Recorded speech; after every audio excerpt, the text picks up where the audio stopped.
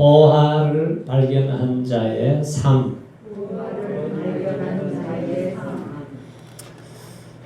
어떤 분이 재산이 2억이 있어요.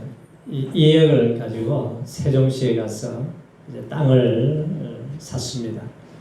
그런데 5년이 지나고 10년이 지나니까 막 10억이 되고 20억이 되었어요. 그래서 미래를 보고 투자하는 사람들은 아주 참 잘했다 그렇게 생각할 것입니다. 자, 오늘 이 예수님께서 비유로 하신 말씀이 21세기 버전으로 이렇게 바꾸어서 들어본다고 하면은 아마 비슷한 이야기일 것이라고 생각을 해요. 자, 예수님의 비유에 보면은 남의 밭에 있는 보화를 일하다가 발견을 했어요. 그래서 이 사람이 이 보화를 자기 것으로 만들기 위해서 어떻게 해야 되느냐. 있는 돈 없는 돈 다 끌어모아서 요즘 젊은이들은 뭐 영끌을 한다고 그러잖아요. 영혼까지 끌어모아서 아파트를 사듯이 이 밭을 사게 되었다는 거예요. 자, 예수님께서 비유를 말씀하실 때는 뭐 착하고 정직한 사람들에 대한 얘기도 하지만 아주 나쁜 사람을 등장시켜서 우리에게 교훈을 줄 때가 있어요. 자, 이제 주님 오실 날이 이제 가까웠는데 주님이 어떻게 오시느냐? 밤의 한 경쯤에 도적같이 오신다. 도둑이 언제 찾아요? 아무도 모르게, 아무도 알 수 없는 시간에 찾아오듯이 그렇게 온다는 것입니다. 자, 한 가난한 농부가 밭을 갈다가 보화를 발견했어요. 나중에 소유를 다 팔아서 그 밭을 샀다는 말씀을 보아서 이 밭은 자기의 소유가 아니라는 것을 알 수가 있습니다. 과거에도 이제 그러잖아요.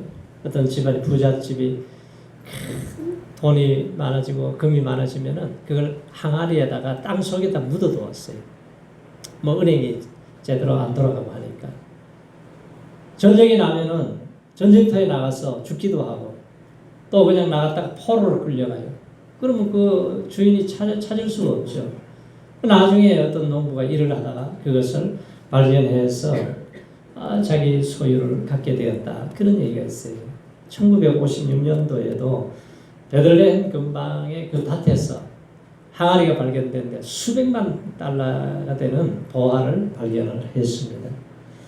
자, 이 집 밭에 감추인 보화의 비유에서 천국의 깊은 진리를 우리에게 말씀을 하세요. 자, 그러면 보화는 누가 소유를 할 수가 있겠어요? 그냥 뭐 놀다가 길 가다가 아니에요. 밭에 가서 열심히 일하는 사람, 자기에게 맡겨진 일을 충성스럽게 임무를 잘 감당하는 사람이 이 보화를 발견한다는 거예요. 오늘 이 말씀에 밭에 감추인 보화는 극히 작은 값진 진주도 비유를 하고 있어요. 자, 오늘 44절을 같이 읽어보세요. 44절에 다 같이 시작. 천국은 마치 밭에 감추인 보화와 같으니 사람이 이를 발견한 후 숨겨두고 기뻐하며 돌아갔습니다. 자기의 소유를 다 팔아 그 밭을 사느니라. 그 천국은 뭐와 같으냐면은 밭에 감추인 보화와 같다는 거예요. 어떤 사람이 다른 사람의 밭을 갈다가 엄청난 보화가 숨겨진 보물 상자를 발견했어요. 자, 어떻게 해야 되겠어요? 자기에 있는 모든 소유를 다 팔아서 그 보화를 자기의 것으로 소유를 한다는 거예요. 오늘 본문의 보화는 천국에 대한 말씀이죠. 자, 천국을 소유할 수 있는 것은 열심히 자기에게 맡겨진 일을 잘하고 천국을 소유한 사람이 그리고 하나님의 나라에 가서 얻을 상이 있다는 거예요. 우리 성도님들은 천국을 소유하셨습니까? 하나님의 나라 갈 확신이 있으세요? 그러면 내가 살 집을 잘 준비하고 계세요? 네, 잘 준비를 하셔야 돼요. 그거는 기간이 언제까지냐? 내가 살고 있는 동안에 준비하는 거예요.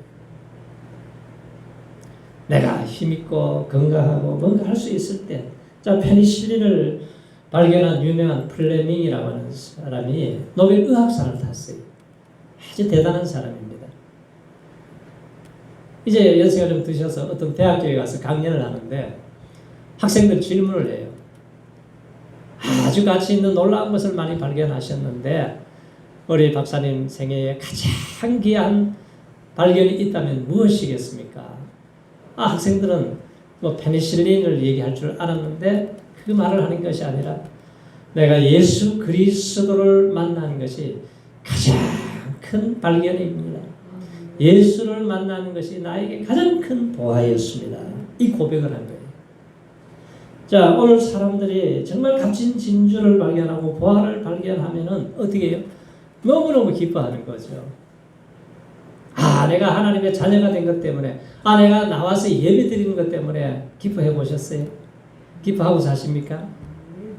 우리가 이것이 엄청난 이 놀라운 천국 백성이 된 것에 대해서 우리가 감사해야 되고 기뻐해야 되는데 이게 은혜가 임해야, 성령이 충만해야 그 감격이 있고 기쁨이 회복이 되는 거예요. 자, 이것을 소유하기 위해서 모든 방법을 동원해요. 자기의 소유를 팔고 밭을 사기 위해서는 모든 것을 투자를 합니다. 오늘 여기 밭이란 뭐냐면 교회를 말하는 거예요. 자, 교회에서 자기의 주어진 직분대로 사명을 잘 감당하고 다할 때, 열심을 일할 때 발견되어지는 것이, 이것이 보하고 하나님의 나라에서 살 때에 내게 상이 준비된다는 거예요. 자기가 해야 할 일은 하지 않고 게으르거나 태만하면 절대로 천국의 보화를 발견할 수가 없습니다. 그래서 구원받은 백성들은 천국은 누구의 것이냐? 침노하는 자의 것이라고 했어요. 그리고 우리에게 뭔가 이 사명을 맡겨주시면 하나님이 뭐라고 그랬습니까? 맡은 자들이 구할 것은 뭐라? 충성이라고 했어요. 자, 천국과 구원의 진리를 깨닫고 하나님의 구원을 선물로 받은, 은혜 받은 사람들은 충성을 다해서 하나님이 말씀하시는 뜻을 이루며 살라는 거예요. 자, 온 천하를 얻고도 생명을 잃으면 무엇가 유익하냐? 그래, 하나님의 가치가 하는 거예요. 온 천하보다도 한 영혼이 그만큼 귀하다는 거예요. 예루살렘 성에 의인 한 사람만 있어도 예루살렘이 안 망한다고 그랬잖아요. 한 사람이 그렇게 중요한 거예요. 한 사람이 기도하는 것이 그렇게 중요합니다. 소돔과 고모라의 의인 10명만 기도해도 소돔과 고모라가 안 망한다니까요. 그래서 우리 교회가 기도하는 동안에는 이 민족이 안 망한다는 거예요. 이게 얼마나 놀라운 사건이. 무슨 죄인들이 많아서 망할 수도 있지만 그것보다도 의인이 얼마나 있느냐, 이것이 중요하게 보시는 하나님이세요. 사도 바울이 세계 최고의 학부 가말리엘에서 공부를 했습니다. 지금 같으면 뭐 하버드 대학의 법학과를 나오고 뭐 대단한 사람이었겠죠. 그렇게 세상적으로는 뭐 돈 벌고 출세하고 뭐 잘 사는 거는 문제가 없는 사람이에요. 근데 그게 사명이 뭐예요? 예수 믿는 사람은 보면 막 열을 받아가지고 감옥에다 투어가고 죽이고 괴롭히는 사람이 다메섹 도상에 가다가 정오에 빛을 막 꼬꾸라져 버렸습니다. 그리고 예수를 만났어요. 예수를 알아가는 지식이 가장 고상한 것이구나. 그래서 자기 자신의 자기 인간의 야망, 추구하던 모든 것들을 배설물로 여겨버렸다는 거예요. 그리고 보화를 발견하고 나서는 그가 표대를 향해서 부름의 상을 위해서 선교사가 되어서 복음을 전하는데 얼마나 많은 대가를 지불합니까? 가는 곳마다 매를 맞아요. 감옥에 들어가요. 피를 흘려야 돼요. 춥고 배고픕니다. 고달파요. 그런데 하늘의 상을 생각하니까 표대를 향해서 부름의 상을 위해서 내가 선한 싸움을 싸우고 달려갈 길을 다 마치고 나면은 나를 향한 의의 면류관이 예비되어 있습니다. 영광의 면류관이 예비되어 있습니다. 왜? 보화를 발견한 바울은 자기 인생의 모든 것을 그 보화를 위해, 천국의 보화를 위해서 투자를 했다는 거예요. 가장 공부를 많이 하고 가장 똑똑한 사람이 예수를 만나고 보화를 발견하니까 그 인생이 바뀌어지는 거예요. 오늘 본문 말씀에 보면은 보화를 발견하면 어떻게 기뻐했다는 거예요. 구원의 진리를 깨달은 자에게 기쁨이 옵니다. 아, 내가 정말 예수를 진짜 믿고 이게 영원한 멸망의 길을 가는 사람이, 지옥에 가야 할 사람이 구원을 받고 이 구원의 은혜에 대한 감격이, 이 기쁨이 내 속에 충만합니까? 이게 은혜가 충만하고 기쁨이 충만해야 정상적인 거예요. 기독교 신앙은 기쁨의 신앙이고 감격의 신앙이에요. 성령 충만해서 이 진리가 깨달아지게 되면은 세상에 아무리 좋은 것을 가지고 와도 비교가 안 되는 거예요. 온 세상이 주는 기쁨과 다른 거예요. 그래서 바울이 그 감옥 안에 있으면서도 뭐라 그래요? 예수님 안에 있으면 기뻐해야 됩니다. 내가 다시 말하는데 여러분 예수 안에서 항상 기뻐하십시오. 감옥 안에 있는 사람이 이 기쁨을 노래하잖아요. 자, 예수 믿고 이 기쁨을 우리가 체험해야 돼요. 자, 보화를 발견한 그 농부가 소박하고 이 큰 기쁨을 누렸다는 거예요. 왜? 야, 이 보화를 나의 것으로 만들 수 있기 때문에. 우리가 코로나 시대에 힘들고 어려운 시대에 염려, 금신, 걱정 많은 시대에 하나님이 주신 이 기쁨을 회복하시기를 축원합니다. 이번 주 안에 얼마나 더웠어요. 아, 어제 그냥 35도씩 36도씩 올라가니까 얼마나 힘들어요. 그래도 우리가 철야기도 나와서 기도하니까 그냥 하늘이 뻥 뚫린 것 같이 우리 속에 은혜가 임하는 거예요. 우리가 기도하고 하나님의 은혜를 누리면서 살아야 됩니다. 자신의 혈기, 자신의 욕심으로 살면은 아무것도 남는 것이 없어요. 그래서 마가복음 10장에 보면은 내가 진실로 너희에게 이르노니 나와 및 복음을 위하여 집이나 형제나 자매나 어미나 아비나 자식이나 전투를 벌인 자는 금세에 있어 집과 형제와 자매와 모친과 자식과 전투를 100배나 받되 핍박을 겸하여 받고 내세에 영생을 얻을 자가 없느니라. 이 약속을 하신 거예요.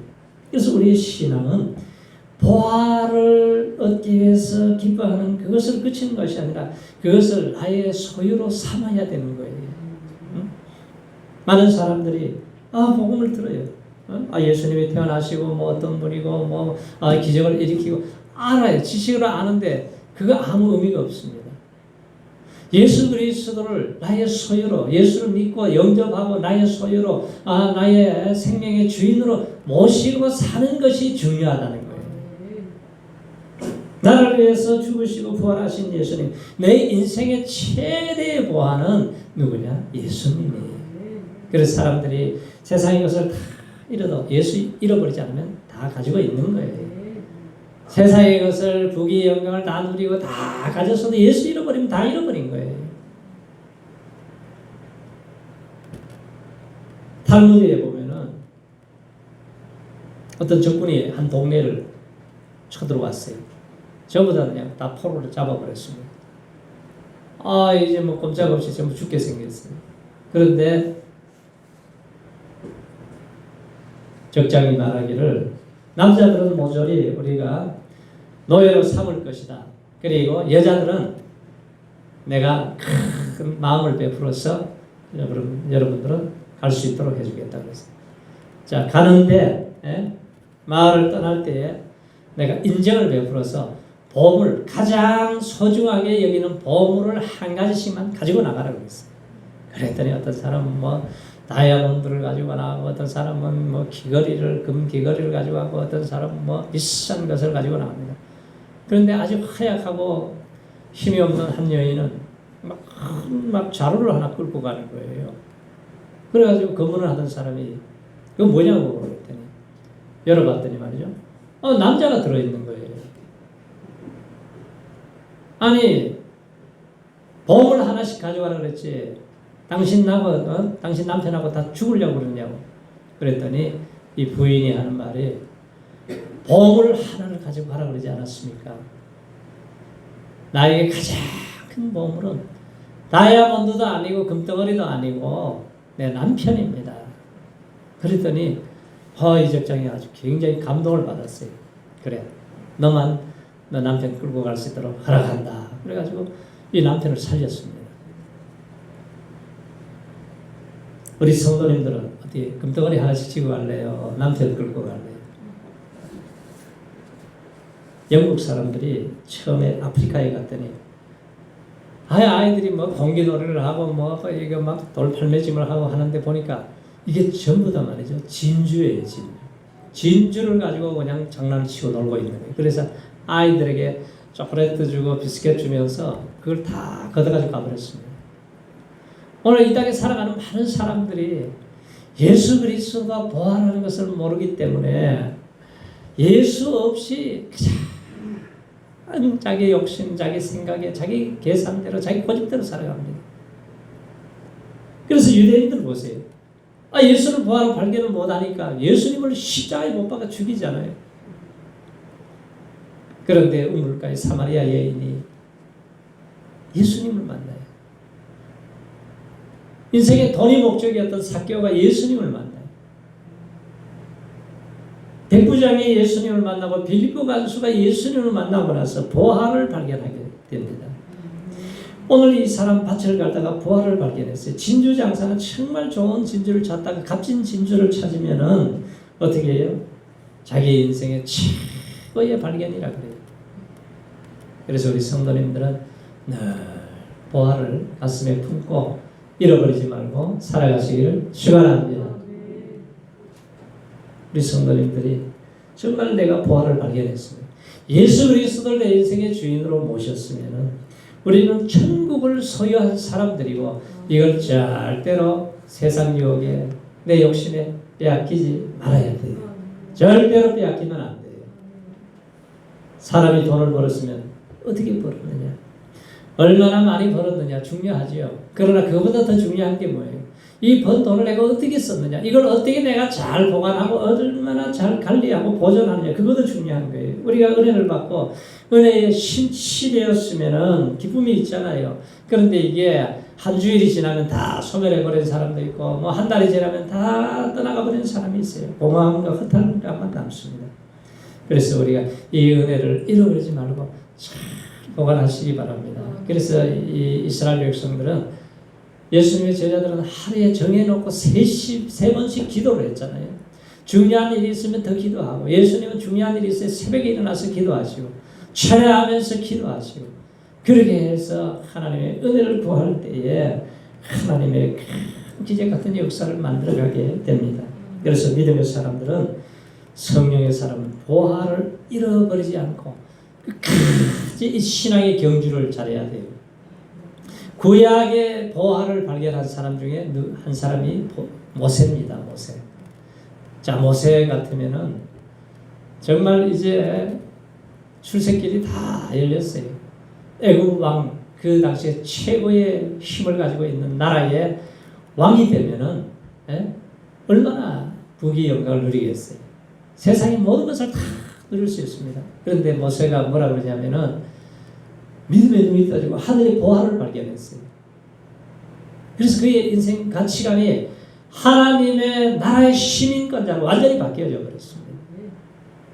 그래서 이스라엘 백성들은 고난받는 것을 잠시 제약의 낙을 누리는 것보다, 그러니까 왕궁에서의 삶으로 내가 대통령으로서의 삶으로 누리는 그 삶을 뭘로 보았냐면 잠시 제약의 낙을 누리는 것보다 훨씬 내가 더 좋아하는 것이 이스라엘 백성들과 그 광야의 40년 생활이 얼마나 고난스러워요.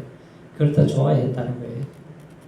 그리고 애굽의 모든 보화, 세상의 최고의 보화를 다 누리고 있는데 그것보다도 예수님을 위해서 능력을 받고 고난을 당하는 것을 더 큰 재물로 여겼다. 왜 그래요? 하늘의 상을 바라봅니다. 하늘의 천국의 보화를 발견했기 때문에 그렇게 살겠다는 거예요. 얻은 보화는 잘 간직해서만 안 됩니다. 마태복음 25장에 보면은 주인이 외국에 떠나가면서 종들에게 달란트를 맡겼어요. 한 사람에게는 5달란트, 어떤 사람에게 2달란트, 어떤 사람에게 1달란트 맡겼습니다. 근데 갔다 와서 결산을 이제 합니다. 반드시 결산을 해요. 우리가 1년을 살고 나서 결산을 하잖아요. 우리가 인생을 다 살고 나면 하나님 앞에 가서 결산을 해야 돼요. 5달란트 맡은 사람 불렀어요. 몇 달란트 남겼느냐? 5달란트.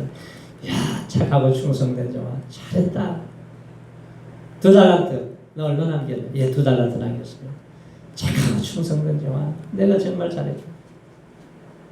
내가 큰 것을 이제 맡기겠다고 해요. 1달란트 맡긴 사람 불렀어요. 너 얼마나 남겼느냐? 예, 내가 땅에다 감추어 두었습니다. 제가 가져오겠습니다.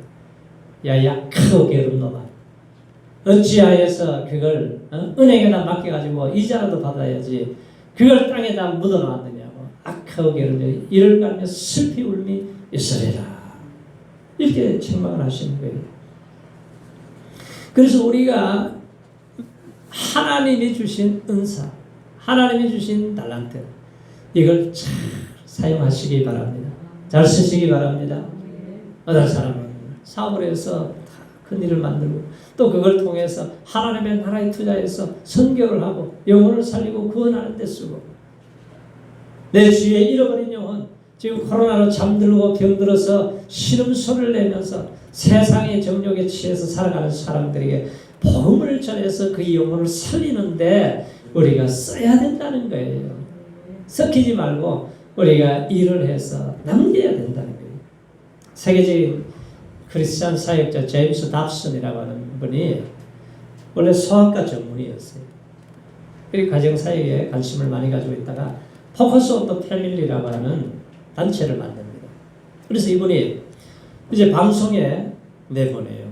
뭐 설교한 것 이런 것들을 계속 보내는데 한 4,000개 라디오 방송국에 보내고 98개국에 보냅니다.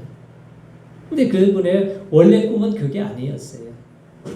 고등학교 다닐 때 자기의 목표가 뭐냐면 테니스 선수였는데 이거 우승을 하고 트로피를 받는 것이 목표였습니다. 그래서 계속 그 목표를 위해서 땀을 흘리면서 훈련을 해서 우승을 해서 트로피를 받았습니다.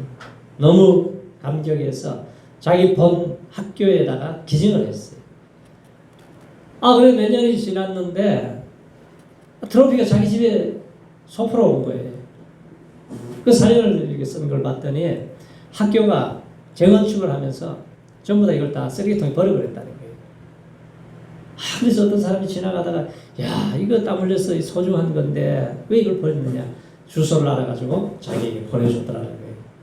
그때서 제가 깨달은 것이, 야, 이 시간이 흐르면은 당신의 트로피는 잊혀지고 버려지게 될 것이다.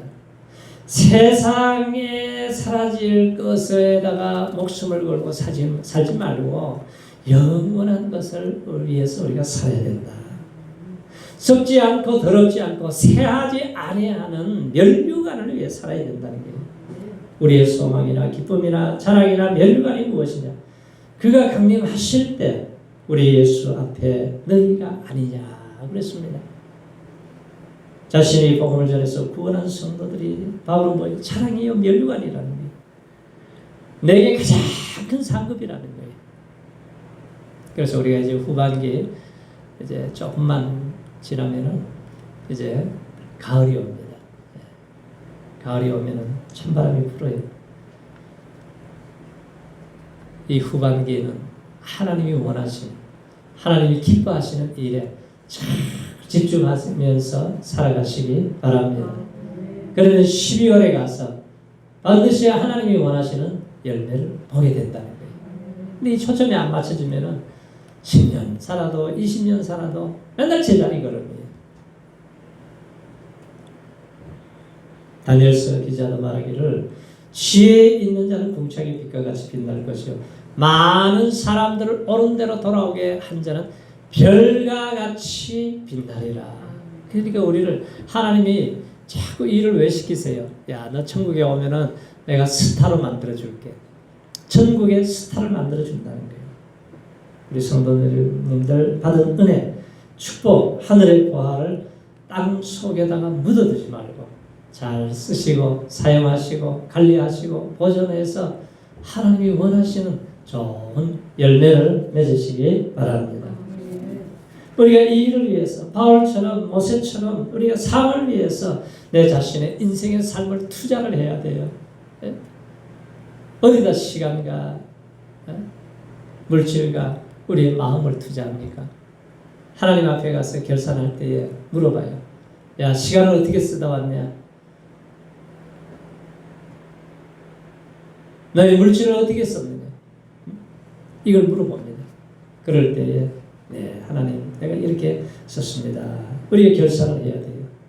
그래서 우리가 받은 은혜를 교회에서만 아니라 이제 세상의 직장의 일터에 나가서 우리가 잘 쓰고 사용할 때 사람들을 변화시키고 새롭게 만들고 잃어버린 영혼들이 돌아오게 하는 이러한 일을 해야 돼요. 그래서 이 겨자씨가 조그마하잖아요. 이것이 자라면 어떻게 돼요? 큰 나무가 돼서 그늘을 만들고 새들이 깃들고 얼마나 큰 유익을 주잖아요. 근데 하나님의 나라가 바로 그런 거라는 거예요. 그래서 우리가 하나님의 나라 천국을 소유한 백성으로서 우리가 어떻게 살아야 되느냐? 이기는 자로 살아가야 된다. 이기는 자는 하나님의 나무에 있는 생명나무의 가시를 주어서 먹게 하리라고 했어요. 생명의 멸류관을 주신다는 거예요. 그래서 우리는 이 어두운 시대 공중권세 잡은 악한 마귀가 온 세상을 어둡게 만들고 우리를 혼미하게 만든 이 시대에 이 더운 때에 우리가 정신을 차리고 깨어서 기도하시고 하나님의 은혜를 사모하시고 말씀을 잘 먹고 건강한 신앙으로 매일매일 영적 파수꾼이 되어서 믿음으로 승리하시기를 축원합니다.